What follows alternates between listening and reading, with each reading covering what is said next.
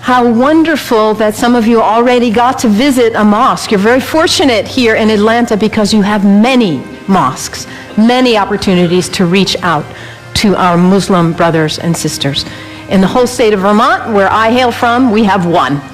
So you have no reason to not visit. It's right around the corner from you. There are mosques everywhere.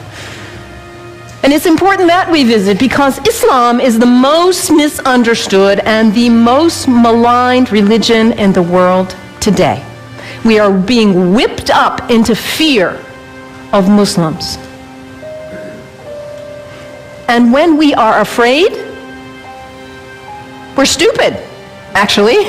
We're operating out of just that reptilian part of our brain. When we're afraid, we don't have access to our higher functionings, our whole self, the power of the knowledge in our hearts, our whole being.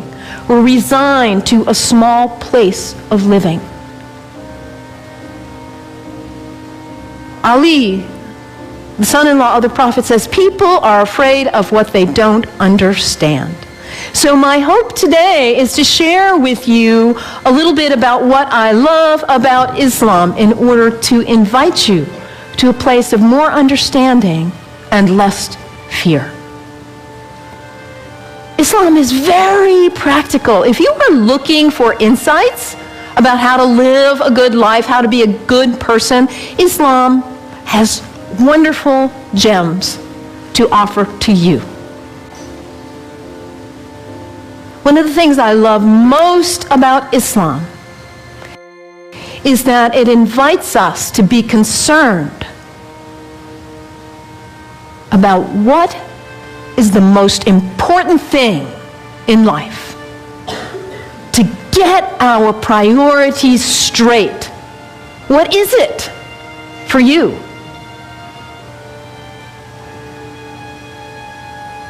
Stuff? Money? Power? Prestige? Family? Kindness? Service? Love? Art? Compassion? What is it for you? If you get nothing else out of today, take that one question and live into it. And if you don't know the answer yet, find out. What is it for you? What's most important? In Islam, the answer is very clear. La ilaha illallah, Muhammadan Rasulullah. There is nothing but the source, God, the one. How did you say it, Anthony? That love which is greater than we can know. That's what matters. And Muhammad is his prophet, is the prophet of love. La ilaha illallah, Muhammadan Rasulullah. And the thing about us humans, when we get that clarity, we know what's important. What do we do with that? We forget. That's who we are. We humans, we are the great forgetters. How many of you made a New Year's resolution back on January 1st? How are you doing with it now?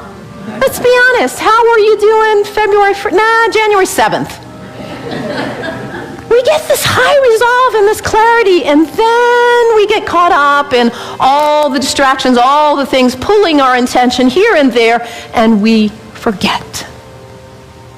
That poet, Mary Oliver, says, what is it you plan to do with your one wild and precious life? What is it? In order to not waste our life, we need to regularly hit that reset button, come on back to center, to our heart, to what we know is really why we are here, what we know is really important. Regularly throughout the day, to stop and come back and say, well, let me check in and remember what matters so I don't waste my day or my week or my month or my life. And for Muslims, this is prayer, salat. It is the second pillar of Islam. The first pillar, la ilaha illallah, to know what matters.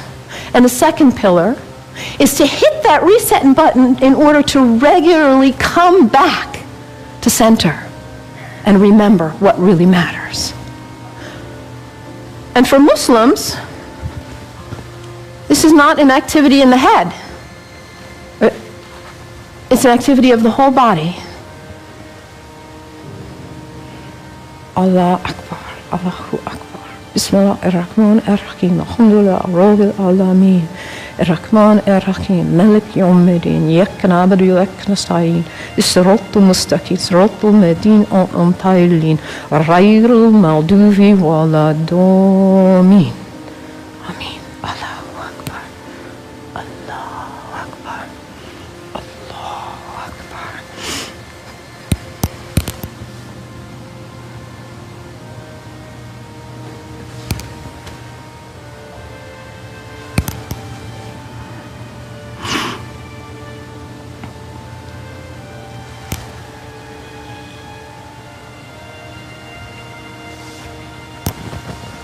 Can you imagine how limber you'd be?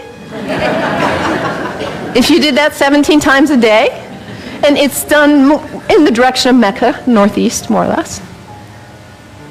To hit that reset button in order to come back, to hear that voice still and small, like we just sang about, to come back to what matters. So practical, I love that, the second pillar of Islam. Islam also reminds us to always be concerned about those who are less well off than ourselves. Over and over in the Quran it says, be concerned about the widows and orphans. Be generous. I brought some soup as a symbol of generosity, giving, donating to food banks, giving to people who need food. I think about Muhammad almost like a spiritual, a social genius. He himself was an orphan. By the time he was 6 years old, he had already lost both his parents. He knew marginality. He knew it. And what happens when there is imbalance in a society where there are some who have a lot and some who don't have enough? What happens here? Those who don't have enough are suffering, aren't they? Out of their lack of nutrition, food, healthcare, hygiene, educational opportunities, they suffer. And in their suffering, they may experience illness. Their illness doesn't stay there, does it? It spreads to the rest of the people. And in their need, they may choose to engage in criminal activity just to try to put food on the table. And that destabilizes the whole society when you have some without and some with too much. And what about the people with too much? Greed is spiritual bankruptcy. We cannot know well-being in our hearts when we are surrounded with too much while others are suffering. It creates instability. And Muhammad, peace be upon him, he was a spiritual genius, saying, let's bring it back into balance. Let's give. Let's be generous. And this is the third pillar of Islam, zakat, generosity. I love that about Islam. And I love, too, that Islam invites us to take a break from our habits. We humans, we're habitual creatures. We just are. We do something once, we do it again, we do it again. We just do. How many of you are sitting in the same seat you always sit in today? That's okay. Nothing wrong with that. We're creatures of habit. And if the habit's a good one, like brushing your teeth, wonderful. It strengthens you. Your habits can raise you up to give you strength and clarity to live your life on purpose with integrity. Or your habits can pull you down.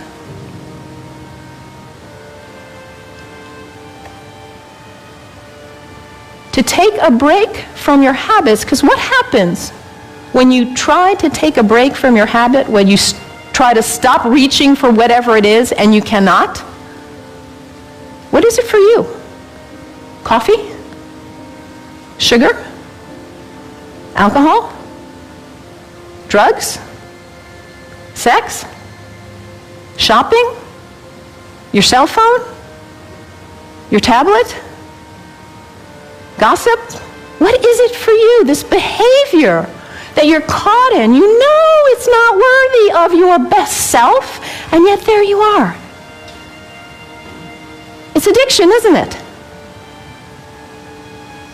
When we can't stop reaching for it, we can't stop doing it. And yet your life is so valuable, you matter. And to live your life on purpose and to cultivate the habits that raise you and strengthen you so you can be your most beautiful, best, loving, caring, giving self. So to take a break from your habits so you see who's in the driver's seat in your life. And put yourself back in the driver's seat. Whatever it is for you. There are other people in this room who have also struggled with addiction in this way and who have overcome it. You can get help. You can do it. Your life matters. It's valuable. This is the next pillar of Islam, fasting. Fasting not just from food, but fasting from other activities and behaviors as well. And when we fast from food in particular, and it says over again and again in the Quran, fasting is good for you if you only knew. Because we put too much in our bodies, don't we? We stress them. We overeat and put junk. And we don't honor the beauty of ourselves. And also, when we fast, hunger is not a theory in the head, it's an experience in the body when we fast from food, that feeling. And then when you see somebody else on the street who is begging, it's not a theory. You feel empathy because you know what hunger feels like.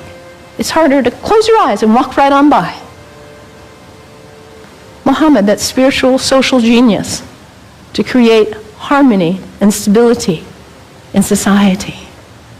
The fourth pillar of Islam, fasting, taking a break from your habits. So practical, I love it.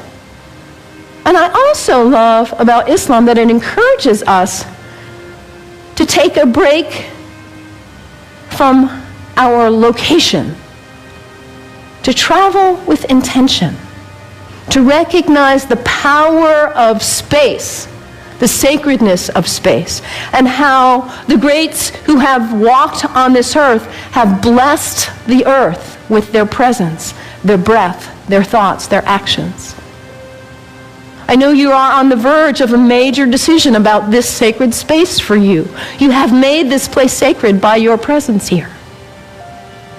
And as you perhaps choose to move on, you will perhaps make a new place sacred by your use and your love. The earth is sacred. Our places are sacred. And when we travel with intention, we are changed by it. This is the fifth pillar of Islam, pilgrimage. And for Muslims, the pilgrimage is to Mecca, which none of us will probably go there.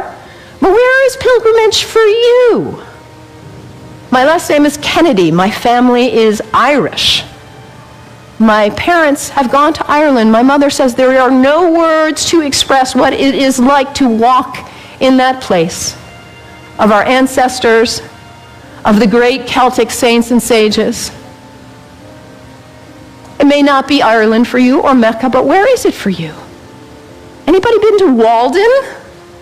The place where that great book was written? It's a place of pilgrimage for many of us. Anybody been to Transylvania? A place of pilgrimage for many of us. And what happens when we go? We leave our usual haunts. We travel with intention. We let ourselves be changed, be opened by new experiences, new interactions. And we come back and we are not the same. We look at our lives and we say, why was I doing that? I'm not not going to waste my one wild and precious life on that. And we come back renewed and with a new value, a new understanding of the sacredness of our location, the beauty of the earth. I love this about Islam. So practical. What's the one thing that matters in your life? Hit that reset button regularly so you come back to your purpose. And don't be self-centered. Be always concerned about others and their needs. Those less well off, especially. And recognize the sacredness of the temple of your body. Cultivate habits that are worthy of you, that lift you to the best of who you are. And recognize the sacredness of space and the gift of the ancestors, the sages, the saints, the prophets who have gone before us and held a beacon of example for us. Travel with intention. Let yourself be changed. The 5 pillars of Islam. What great practical advice for living your life on purpose. And yet at the same time as all of what I've told you is true, the beauty of this great tradition, we are being whipped up into fear against Muslims and Islam. I have a dear friend, Rudy, who is a retired UU minister and a Sufi like myself. And about 7 years ago or so, he said to me, Melon, Rudy grew up in Austria under the rise of Hitler. He said, what I see going on in the world now in the United States reminds me of my childhood in Austria. And in that time, it was the Jews who were being maligned, and now it's the Muslims.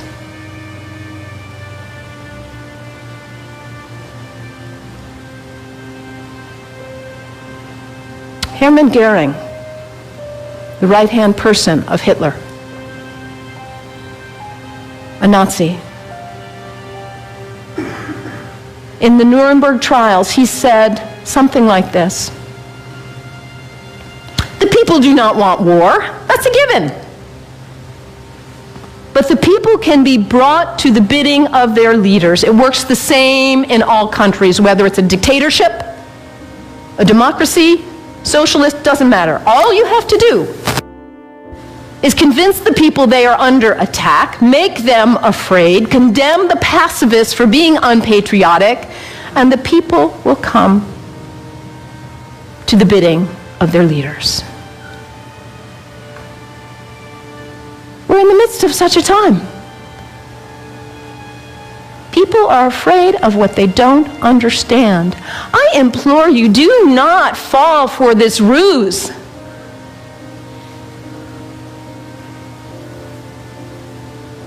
Because, as I said earlier, when we are afraid, we are stupid.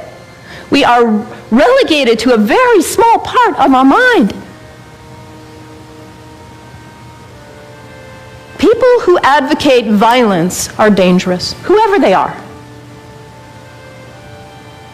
Within Islam, guess what percent of Muslims, this is based on a Gallup study worldwide of Muslims, guess what percent of Muslims think violence is the way to go? Is an appropriate response to what's going on? Less than 1%. This is really accurate social science research. And this less than 1% of Muslims who advocate violence are getting 75% of the media coverage. This less than 1%, yes, they are dangerous. The fringe in any religion is dangerous, whether they are Christians or Jews or Sikhs, whoever. Folks who feel compelled to use violence. This minority in any religion is dangerous.